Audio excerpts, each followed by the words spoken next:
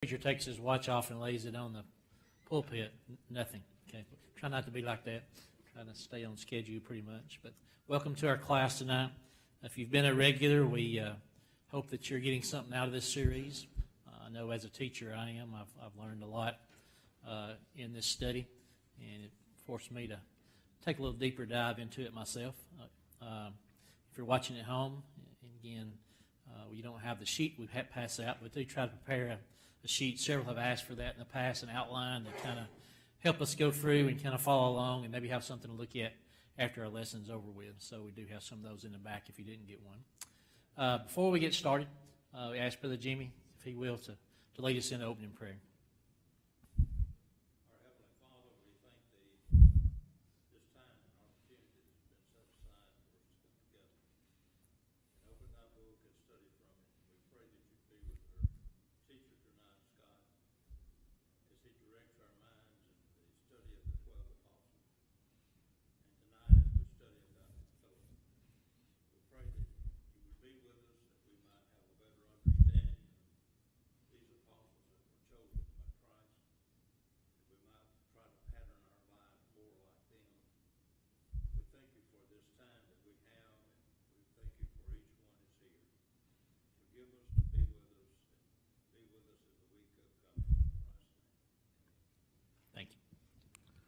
As we've said, the title of our lesson is 12 Ordinary Men.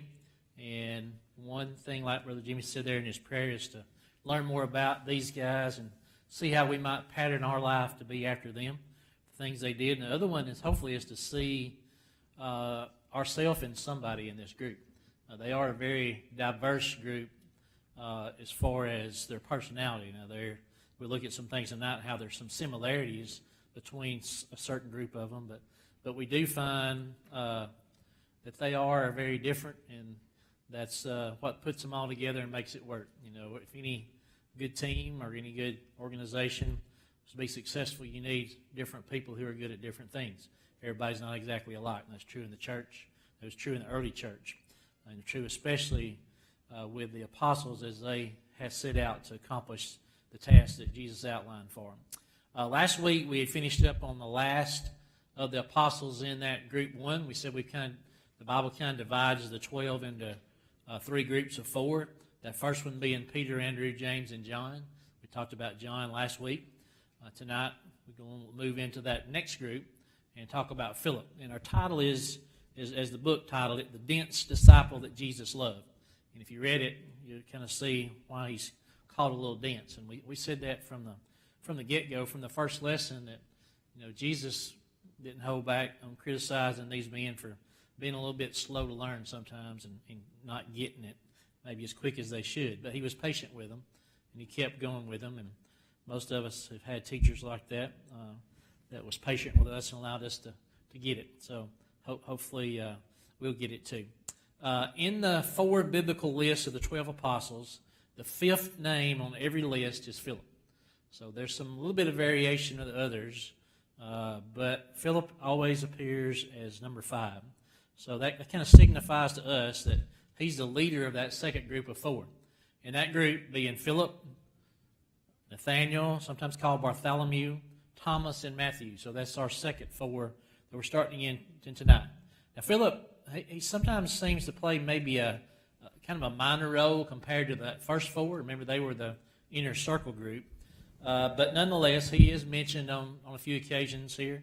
And when he does that, he tends to separate himself overall with his own kind of distinct characteristics and his own personality. So let's jump right in and talk a little bit about Philip. Philip, first of all, is a Greek name. His name was not Jewish or Hebrew. It was Greek. And it means lover of horses. What that means, we don't know. Okay. A lot of stuff about Philip we'll say we don't know, but we'll try to get as much out of it as we can, and we can still learn a lot about him. But lover of horses, okay? I've said many times I love horses. Maybe I should have been named Philip. I don't know. But without a doubt, he also had a Jewish name. All these guys were Jewish, and that was kind of the custom that even if you had another name, that you also had a Jewish name. We're not exactly sure why we only don't hear that. We're going to talk about a couple of reasons maybe. But we do know this, that Greek civilization had spread throughout the Mediterranean region about 400 years before this, when Alexander the Great came through and conquered almost all the known civilized world, and all the way up to India, traveled that far. And as he went, he spread, not only was captured or defeated peoples, but he also kind of spread their culture as he went along too. So a lot of those people had that Greek, they spoke Greek language, they had Greek culture, and they had somewhat of Greek customs also. They were known as Hellenists, and we see that in Acts 6:1 where we read that. Maybe Philip came from a family of these Hellenistic Jews, and that's why he was named Philip. We're not sure. But for whatever reason, like we said, he tended to use his name Philip rather than any Jewish name he had. Another theory that I come across is that maybe his Hebrew name was just so common that they kind of stuck with this to kind of set him apart. And we see that a lot. There was two Simons.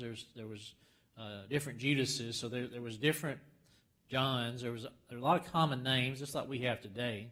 And they didn't particularly have a last name like we do. So maybe that was something that kind of set him apart and to keep him from being confused with other Philips or with other Johns or whatever he may have been. They called him by his Greek name. And that's not unusual among the apostles either. Peter and Andrew, both of those are also Greek names. So he's not the only one who had a Greek name. But going on about his name, that's where that comes from. Now, we want to be careful not to confuse him with, there are 3 Philips listed in the New Testament. One of those is Philip, one of the Herods. And Herod was kind of like saying Pharaoh. That was kind of a title for rulers. But that Philip, Herod, was son of Herod the Great, and the city of Philippi was named after him. When it was destroyed and tore down to rebuild it, named it after himself. So Philippi, city of Philip. And then the other one we might more likely get him confused with is Philip the Evangelist, the one we read about in the story with the Ethiopian eunuch. So, that is 2 other Philips that we see. But this Philip is Philip the Apostle. So as we study, be sure we keep it clear that's who we're talking about. All right, well, where is he from? Well, he was from Bethsaida, the city of Andrew and Peter. We read that in John chapter 1, verse 44. So being from that area right there, a pretty good likelihood, since it's a small place, that he grew up attending the same synagogue as Peter and Andrew. And because of the relationship with them and the sons of Zebedee, James and John, probably was acquainted with all of them. So small town, you may not be best buddies, but you probably know everybody somewhat. Now, our author, MacArthur says there's a good biblical evidence that Philip, Nathanael, and Thomas were also fishermen from Galilee. But some scholars will dispute that and say there's not good biblical evidence for that. But there is some evidence, and we'll kind of look at that as we go through. But, we say sometimes we know there were 4 fishermen in the group, possibly as many as 7. He's one of those possiblies. But the reason where they get that from is in John chapter 21. When after the resurrection there, when everything was kind of in chaos and the apostles were sitting around and they returned to Galilee, Peter said, if you remember, we're talking about Peter, he said, I'm going fishing. And that's what he did. I don't know at the time, we've talked about that, whether or not he was discouraged or thought maybe all this was over, but whatever, he said, I'm going fishing. And whether that meant I'm going back to my old job or that meant I'm just going fishing to clear my head, that's what he said. And we see that in John 21, verse 3. And the others there who heard their answer said, well, we're going with you. And according to John 21:2, that group included Simon Peter, Thomas called the twin, Nathanael of Cana in Galilee, the sons of Zebedee, and 2 others of his disciples. And that's where our author gets the idea that 2 others, is he thinks that those 2 were probably Philip and Andrew. And the reason is because they were always in the company of that other group. So in this passage, he says, well, if they went, I'm sure they went along too. But it could have been any of the other 12. We don't know for sure.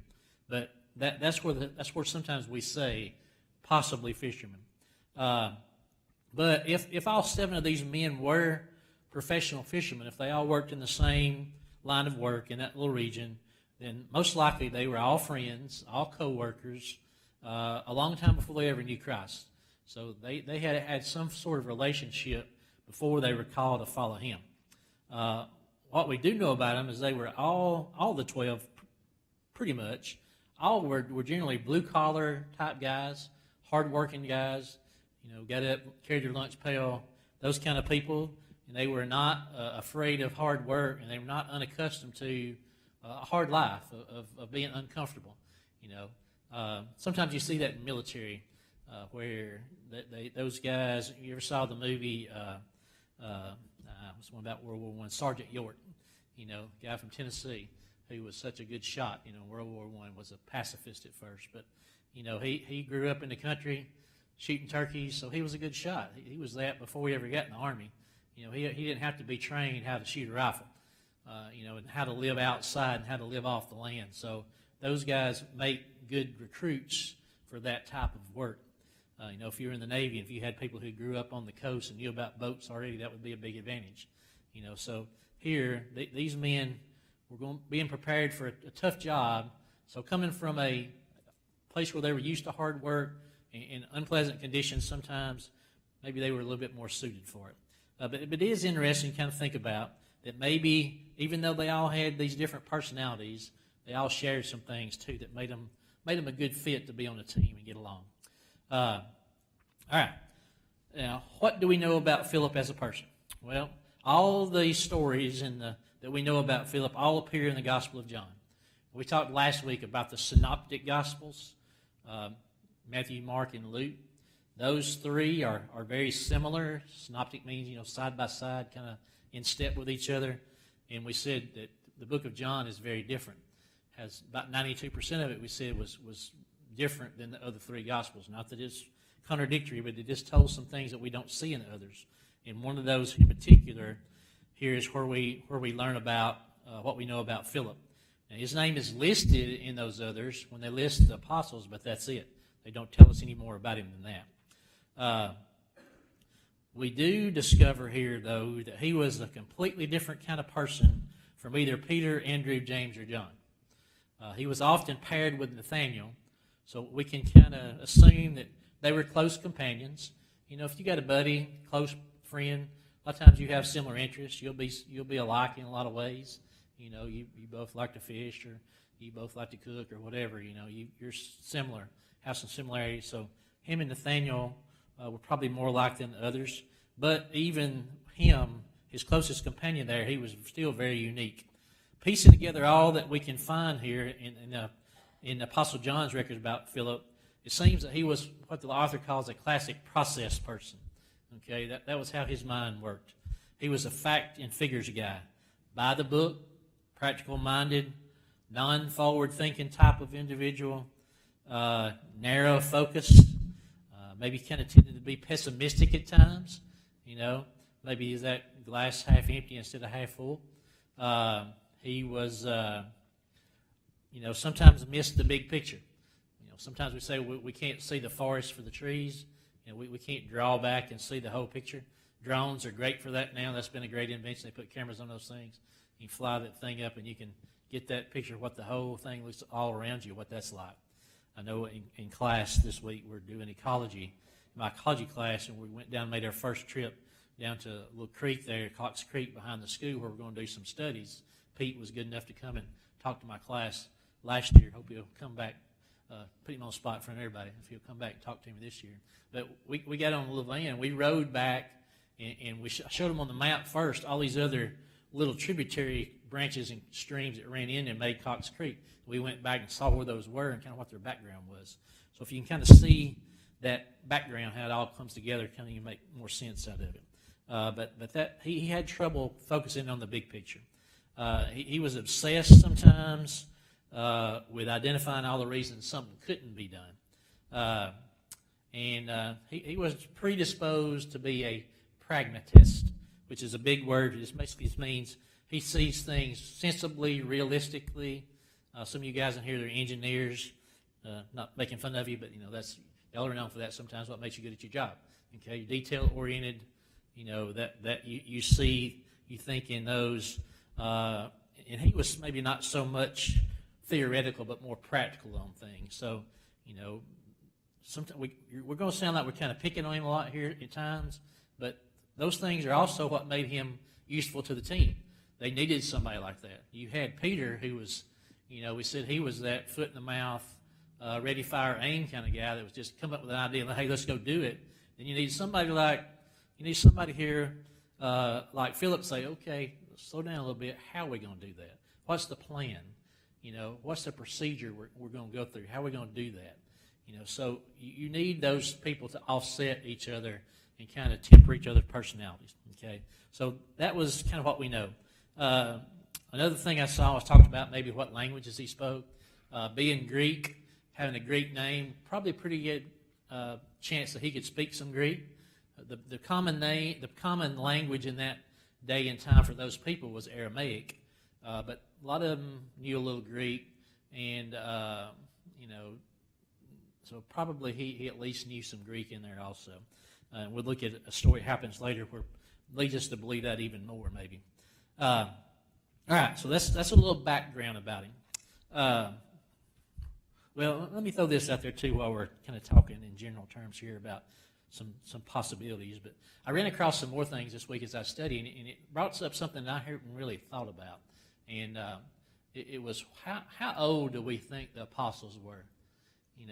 Sometimes we see people, and if you meet somebody and they're already a mature person, when you see them, you can't sometimes view what they were like as a younger person, okay?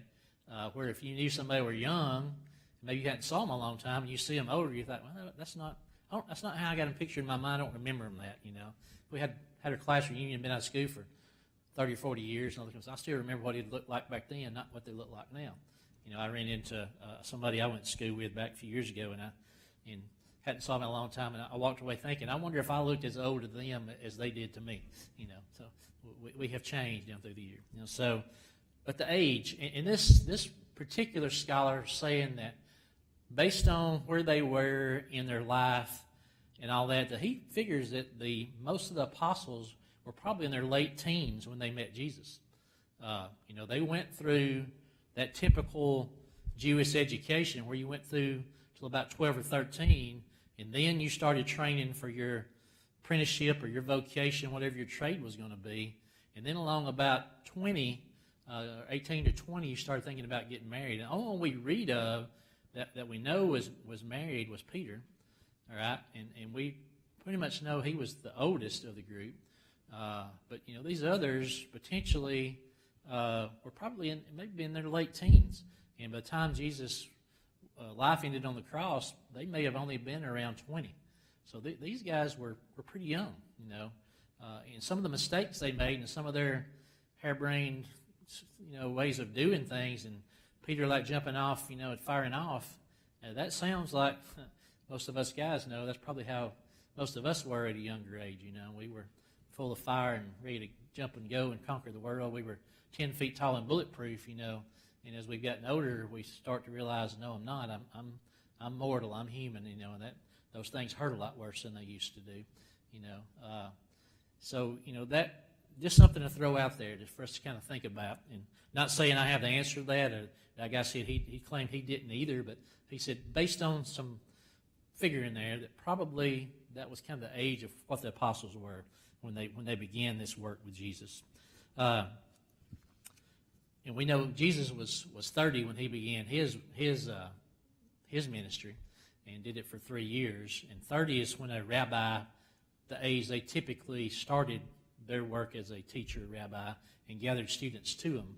So all that he had makes some sense. I'm not saying we have proof of that, just something to think about.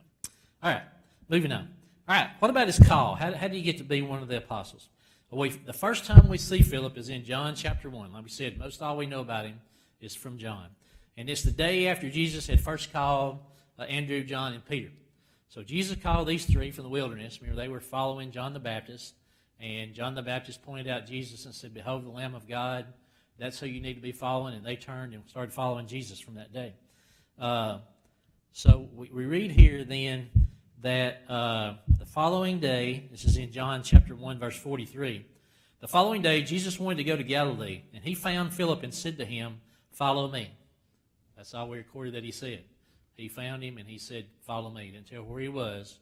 But evidently, he was also, we can conclude, pretty good conclusion, that he was in that same area following John the Baptist too. So here he was, most likely in the wilderness, following John. And before returning to Galilee here, Jesus sought him out and invited him to join the 12. So this is the first time that author points out that Jesus himself actually sought out one of the apostles. He went to him and found him and got him. Now it's interesting at the end of Jesus' ministry that he says to Peter, "Follow me," but that's because Peter had got discouraged when he denied Christ 3 times. So he had to kind of get him back on track, and he said, "Follow me." But Philip was the first to hear and obey those words, long before that ever happened. So from the very outset, Jesus actively sought out Philip to be a follower. He found him, invited him, and Philip was eager to join. He joined in right then without any hesitation. All right. So from that, what can we see here about Philip? Well, we know if he was there and he was listening to John the Baptist, that he had a seeking heart. Okay, he had a heart that was seeking for Jesus.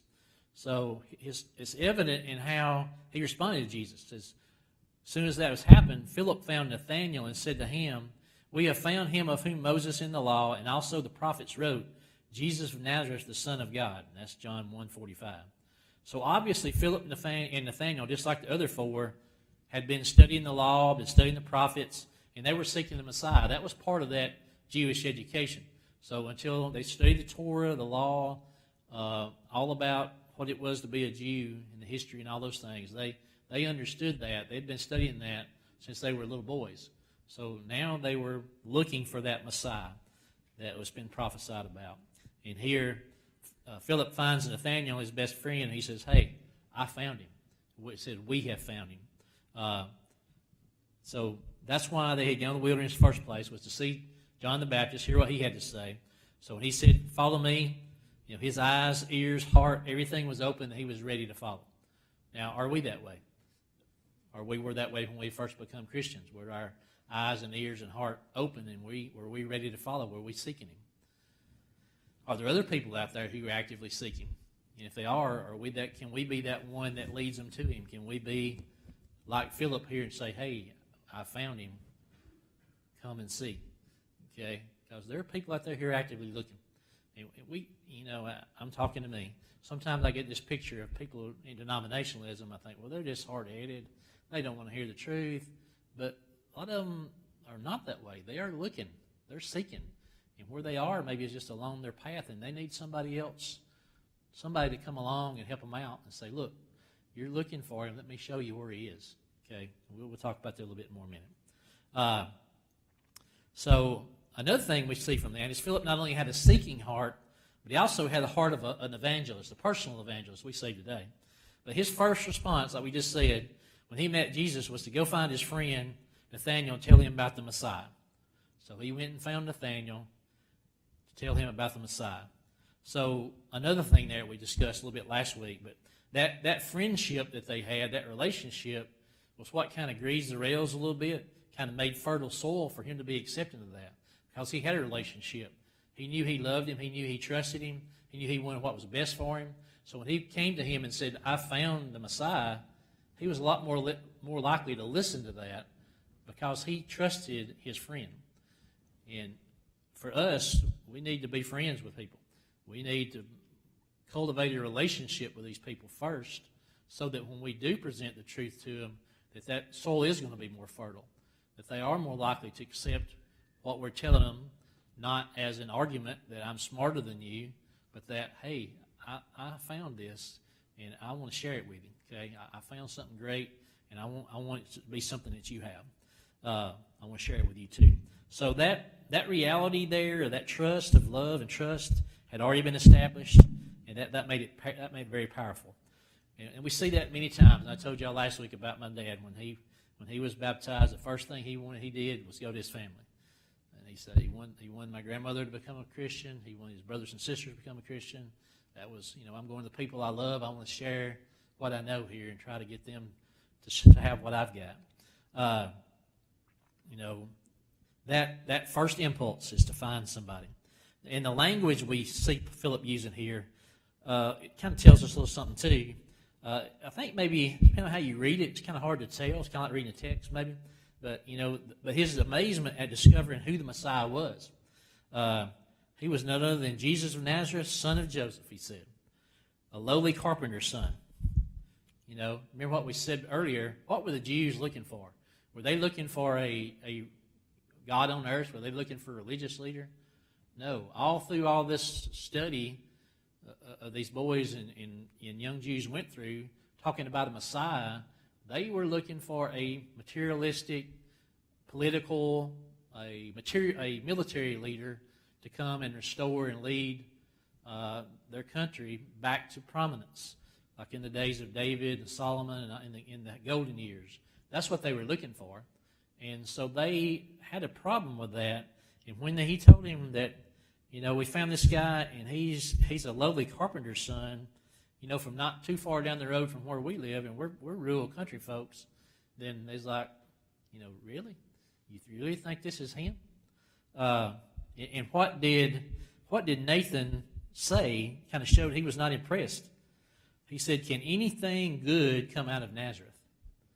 All right, I think that says a lot. Can anything good come out of Nazareth? So he tells him who he is and where he's from. He was doubtful. I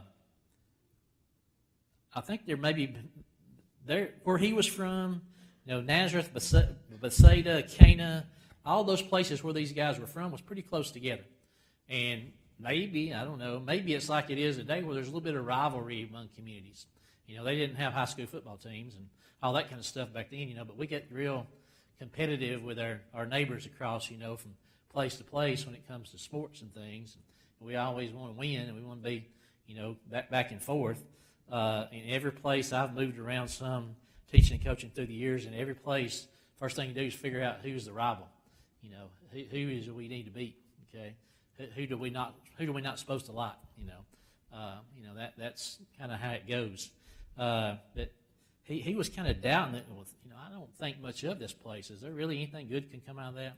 And I grew up with a little bit of that. When I came to Muscle Shoals, one thing that made it attractive was that Muscle Shoals was a lot like Winfield, where I'd been for so long, just a bigger version. We had about 400 students there, about 800 at the middle school here, about twice as many teachers, but a lot of things were very much similar in around here. And y'all know, the Muscle Shoals is kind of rival with some of the county schools. Same way it was in there. The county schools in Marion County was very, I guess you'd say, jealous of Winfield. And I know because I grew up in one of the county schools, okay? And I always wanted to beat them. We wanted to beat Winfield.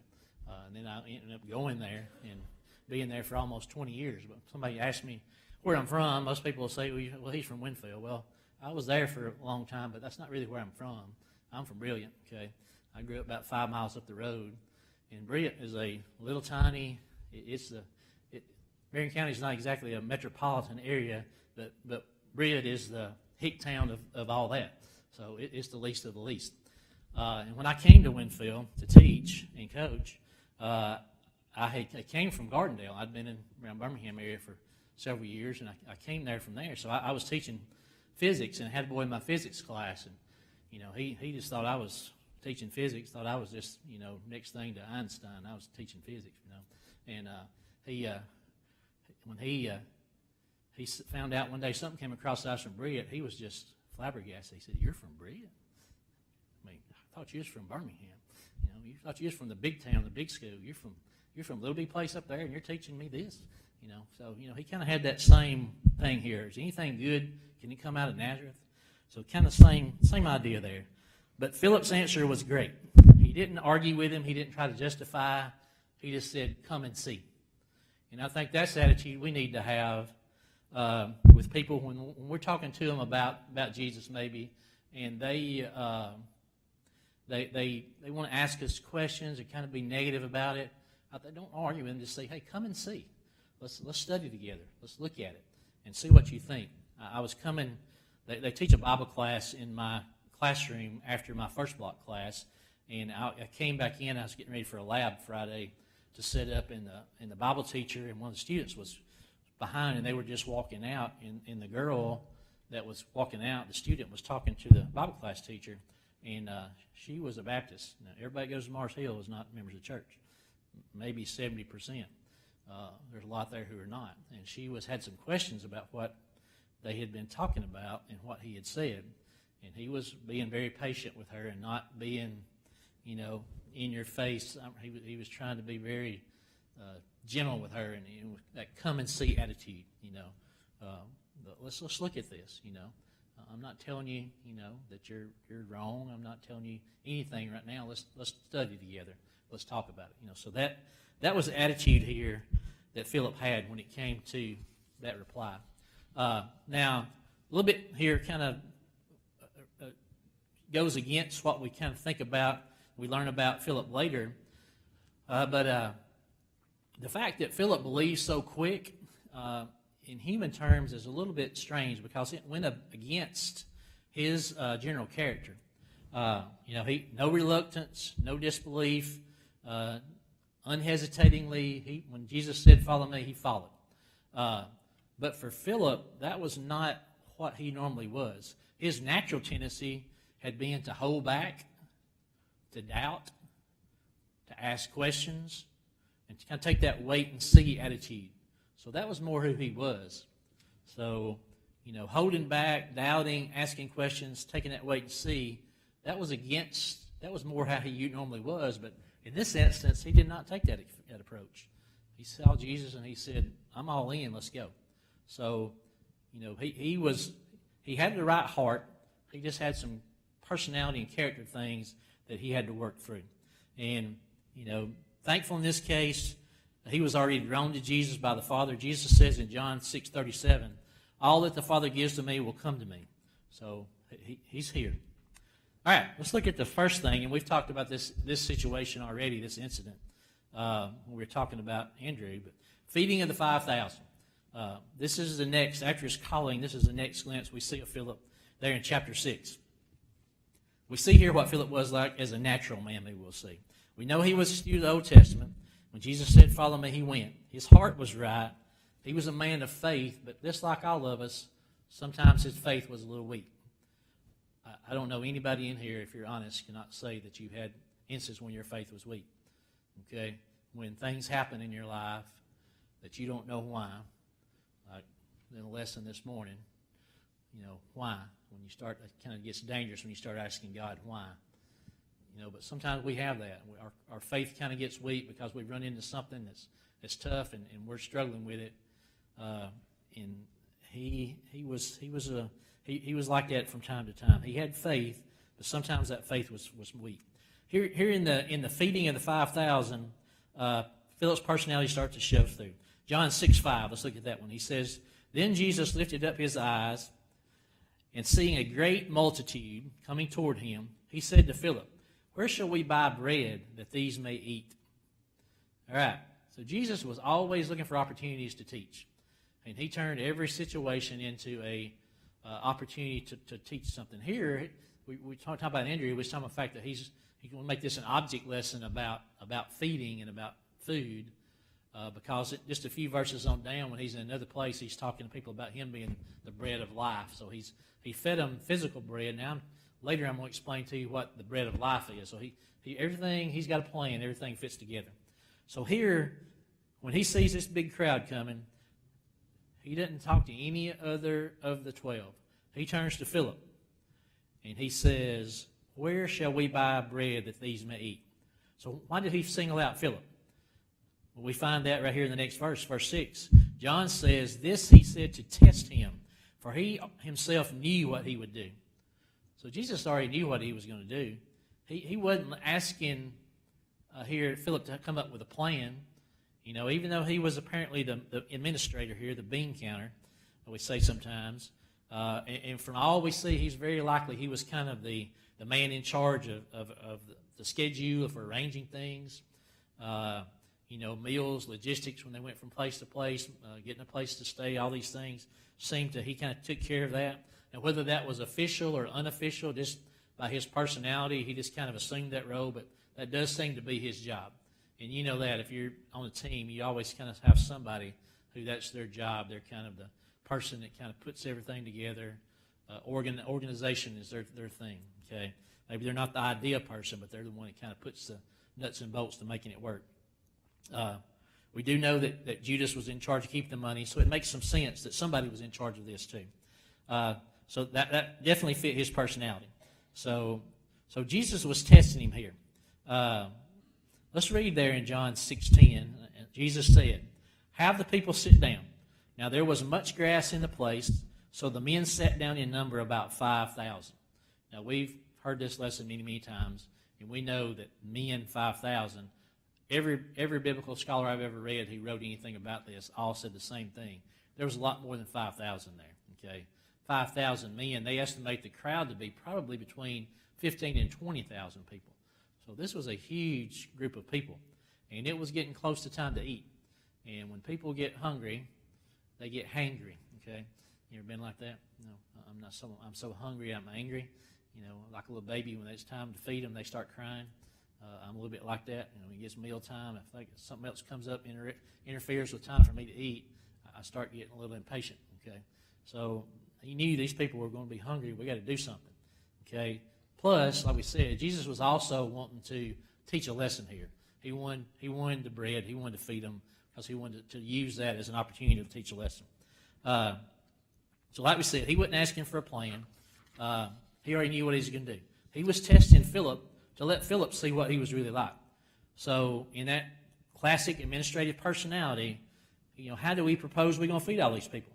Well, by the time, if you look at this, by the time Jesus asked him, Philip was way ahead. He had already been thinking about that. He had already been doing the calculations. Okay, that's just how he was. He had already was looking at that situation and said, man, there's a lot of people. We're going to have to feed them.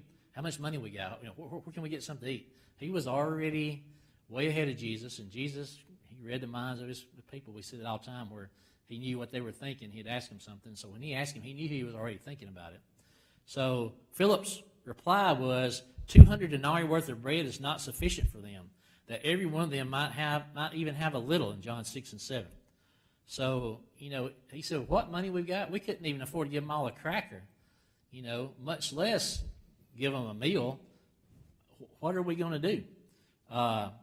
So instead of thinking, man, what an awesome opportunity we've got here.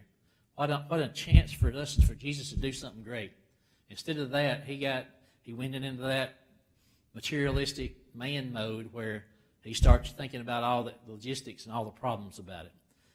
He had saw Jesus do incredible miracles already. He knew what he was capable of, but under the stress and under pressure, he reverted back to his old way of thinking here.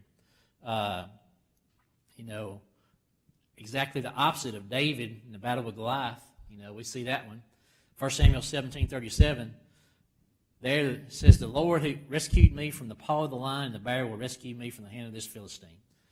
When David went to Saul, or was taken to Saul, and offered to fight the giant, Saul was not convinced he could do it. And David, he starts telling the story of when he was taking care of his sheep. A bear came after my sheep, a lion came after my sheep. I defended them, God was with me, and he says, the Lord who did save me then, he'll do it now. So that was not the idea that Philip had here. He could have looked back and said, hey, I know, Jesus, you can do this. Saw you do it before. He didn't do that. From a human perspective, absolutely right. A denarius was about 1 day's wages for a common laborer. Okay, so they didn't have a whole lot of money, right? Like I said, as far as the numbers and figures was done, his math was correct. This small amount of people, the small amount of money they had, they couldn't even afford a little bit for these people. Now, looking and seeing the possibilities, that is the mark of a good leader. Any good leader has to have vision. They have to have a picture of where they're going. Okay, and they need to have somebody who has optimism, not pessimistic. Y'all probably heard this story before, but The tale of two shoe salesmen in third world country. Y'all heard that one? Okay. It says this shoe company, they wanted to send two salesmen to this third world country. They wanted to determine what the market potential there was for their product. So they sent these two guys out to do a survey and see what they thought, if there was a good reason for them to go here and try to sell shoes. They sent one to the east side of the country, one to the west side of the country. They did their work. They telegraphed and sent back to the main office. And the first one says, "No one here wears shoes. There's no market here." The second one said, "No one here wears shoes. There's a huge market here." He saw the possibilities, okay? And he ended it with said, "Send inventory fast!" Exclamation point, okay? So he saw this as an opportunity for something big to happen, which is what should have happened here. It's what Jesus ended up doing. But Philip, like we said, being the bean counter, that materialistic thinking, he didn't see it that way. He failed to see that opportunity. That happens to us sometimes. Like I said, the point of that whole story was perspective influences behavior. Optimism versus pessimism. Glass half empty versus glass half full. How do we do that when we come on spiritual matters like that? Do we see something that needs doing sometimes and they think, well, that's too much. I can't do that. We can't do that. That's too big for us as a congregation. Where are we going to get the money? And I'm not picking on the elders here, but I'm just saying this, they have to consider those things. But us as members, if they come up with a project for us to do we think, we can't do that? That's too much. That's going to take a lot of work. That can't happen. Okay? That's not how we should feel. And we're told that in Scripture. The limitless supernatural power of Christ had escaped his thinking.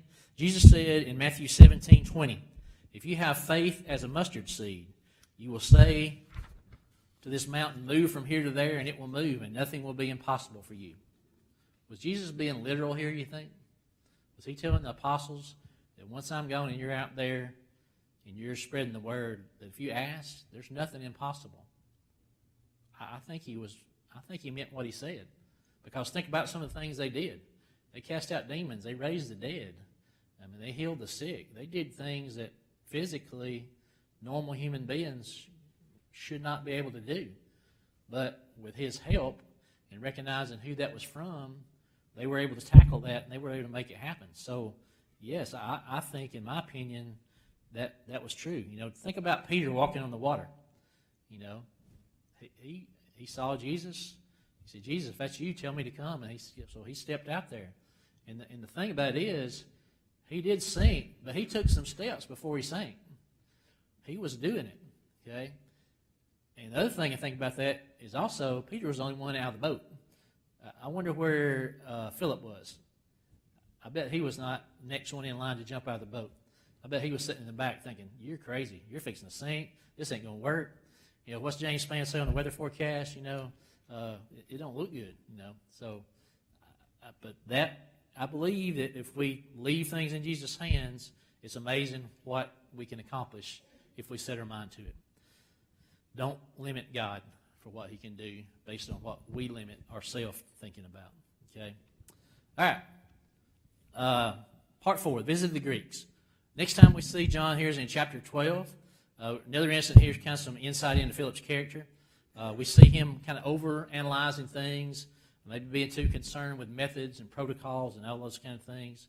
If you work in a business somewhere, you've probably got a manual somewhere of how you're supposed to do things. I've been on the policy manual committee several different times in different jobs I've had, especially in education, where we sit down every year and we go through that big, thick policy manual and what's some things we need to be doing, and if this happens, we do this, and this by steps. We got it all laid out how we're supposed to do things. And Philip was good at that, but sometimes he let that get the best of him. But here in John 12:20-21, it says, "Now there were certain Greeks among those who came up to worship at the feast. When they came to Philip, who was from Bethsaida of Galilee, and asked him, saying, 'Sir, we wish to see Jesus.'" Okay? So let's think about this. Here Philip is, and this group of Greeks come, and they go to Philip. They single him out and say, we want to see Jesus. Why do you think they came to him? Asking a real question, not rhetorical. Why do you think they came to him? Because he was Greek. Okay, if I'm in a foreign country and I'm lost or I need something, and maybe I'm in Mexico or whatever, and I see all these people over there, and there's Juan and Jose and all that, and I see somebody named George, I'm going to George. Okay, because I figure he might speak my language, and we might could figure something out. Okay, so they came to him, I think, possibly because of that, because of his name. Could be also maybe they knew he was kind of the administrator, kind of the guy who lined things up and kind of handled the business of the group. But for whatever reason, they came to him. They were very interested in talking to Jesus. But we see here that he was a little bit at a loss. That was not a real difficult or complex question they'd ask him. It's, we want to talk to Jesus. But he kind of stuttered, like, I don't know, let me see. Let me check on that, okay? So, he was very unsure what he ought to do with them. You know, if he checked the manual on Gentiles and Jews, maybe we understand why he did that. You know, there's one situation there, an occasion where Jesus, when he sent his disciples out, he said, do not go into the way of the Gentiles, do not enter the city of the Samaritans, but go rather to the lost sheep of Israel, there in Matthew 15:24. So maybe he was thinking about that. You know, well, Jesus said in the past, you know, we're supposed to deal with the Jews. We're not supposed to deal with these Gentiles. I don't know what to do here. But do you think, was that a principle that was ironclad across the board? We don't do that? No, if he'd also thought, he knew that Jesus had talked to Gentiles. He talked to the Samaritan woman. He had shown by example that, yeah, we do. It's all right for us to associate with the Samaritans and other people, and Greeks or whoever. But what he did do was he went to somebody else who he thought could help, and who was famous for bringing people to Jesus? Andrew. Okay, so he went and found Andrew. You know, when Andrew was known to bring people, it says there in John 12:22. So Philip came and told Andrew, and in turn, Andrew and Philip told Jesus. So, you know, Philip was not a real decisive person. He liked to kind of go by the rules, go by the handbook, and evidently there was no protocol here for introducing Gentiles to Jesus. So he went and asked Andrew. So Andrew will know what to do. And of course, we assume here, we're not really told what Jesus said to him. Excuse me. But we assume that Jesus received him gladly, based on what we read next. You know, we read there in John chapter 12, verses 23 through 26. He sat into a discourse there and basically preached to everybody that was there the gospel. So we think that's kind of how that was handled. Like we said, we don't know exactly, but that seems to be the approach, that Jesus was glad to speak with them, and he shared the same message with them as he did everybody else that was there. Was it the right thing to bring these Greeks to Jesus? Absolutely, it was. You know, in Revelations 22:17, it says he welcomes all comers to drink freely of the water of life. So no matter who you are, it would have been wrong to turn them away. But Philip seemed to know that in his heart, even if his head was obsessed with protocol and procedure. So it seems like he knew in his heart what he should do. He just needed a little reassurance. So his head was obsessed with protocol, but his heart told him, this is what you should be doing. Give a little sip.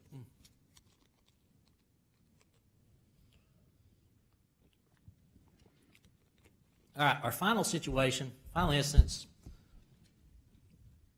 is when Philip comes in the upper room on the night of the Last Supper. So this is the last time we see here, reading in Scripture about Philip and what he does. And this is really very disappointing what he does here. The final glimpse of Philip comes in the upper room, apostles on the night of the Last Supper. This is the last night of Jesus' earthly ministry. He's been with them for almost 3 years, thereabouts. Eve of his crucifixion. All of his training, everything he's done, is pretty much the hay's in the barn. Okay, it's done. This was where they should have been acing the tests, but they were still struggling. Okay. A lot of times they said some things that was foolish and weak, particularly true of Philip. But of all the foolish, heartbreaking, ignorant statements that came out of their mouth sometimes, probably none of them was more disappointing than what Philip said to Jesus this night. Remember where Jesus was. His heart was heavy. He knew his time was up. And probably from a human standpoint, it looked like these guys were not ready for the task in front of them. He was sending them out as sheep in the midst of wolves, Matthew 10:16. So he told them that. They knew that. But he wanted to encourage them. He told them about the Holy Spirit. Told them he would come and comfort and empower them. Urged them not to be troubled in their hearts. Promised them he was going to prepare a place for them. John 14:1-2. And that, going back to the way they did things, he told them, I'm the bridegroom, the church is my bride. It's kind of how it was for marriage in those days when a man and woman was betrothed. And once that was done, now he goes and starts getting the house ready for them. He goes ahead before that marriage and gets things ready. So it's kind of what he's telling them here. I'm going to get a place ready. I'll come back for you. Okay. He promised them that he's going to return to himself, and that where he was going, that they could go to. Then he added this, and where I go, you know, and the way you know. Where I go, you know, and the way you know. So obviously he was talking here about heaven was where he was going. He had outlined that to him over and over in his lessons in the gospel. But they were a little slow to catch on here. What Thomas says here. Thomas was probably spoke for the whole group when he said, Lord, we do not know where you're going, and how do we know the way?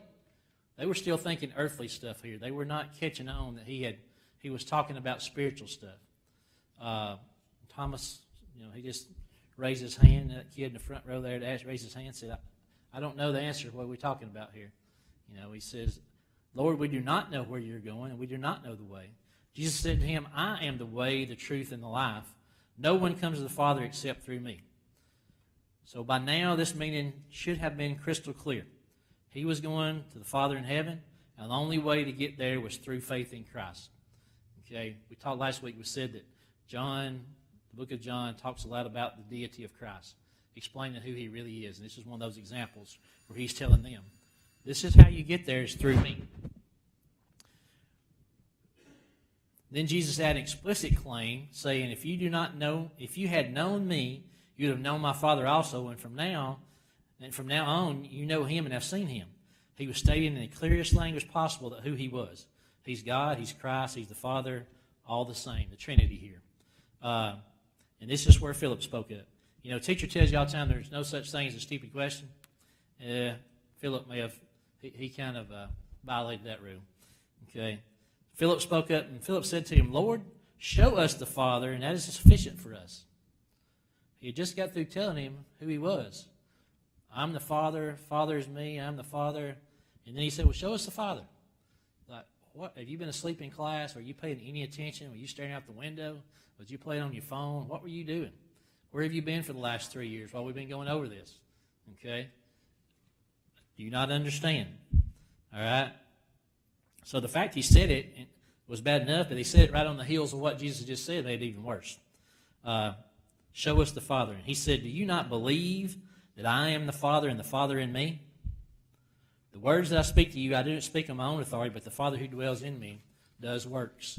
Believe me that I am in the Father and the Father in me, or else believe me for the sake of the works themselves. He said, I've told you this over and over. You saw it, but if nothing else, believe it because of the works I've done and what you saw. So Jesus was chastising him here a little bit, rebuking him a little. He said, I am to the Father what you are to me. I am his, we talked about the word Shaliah, that representative, that power of attorney. I'm telling you these things on God's authority, just like you're going to tell the world on my authority what I've told you. He says, notice his appeal. Do you not believe? He said, please believe. So you're here. What else do you need? Philip, like the other apostles, though, he was a man of limited ability, weak faith, and imperfect understanding. Limited ability, weak faith, imperfect understanding. He was skeptical, analytical, pessimistic, reluctant, unsure, wanted to go by the books. He was a fact and figures guy. He was practical, very literal. Reminds me of a little boy, he was a friend of mine, principal friend of mine, but his little boy when he was little. He was very much that way. Wendy was keeping him for a little while. But, come up to him one day, somebody did, and said, "Hey, Ben," said, "Man, that's so a long time. You look like you've grown a foot." He looked down, he's like, "I still got two." I mean, he was, that's just how he thought. He was that literal.